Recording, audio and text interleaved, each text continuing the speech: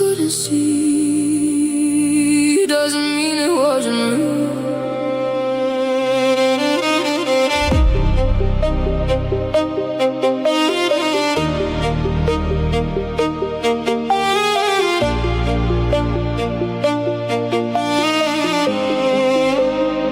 You told them why you couldn't sleep, why every sound felt louder.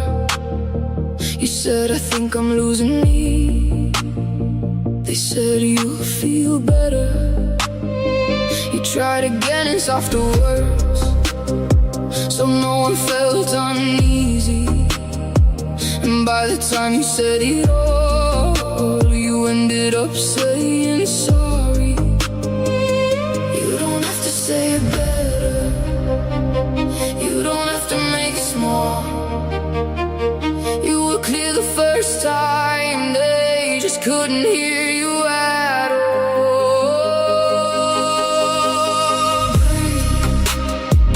You don't need them to believe, just because they couldn't see doesn't mean it wasn't real.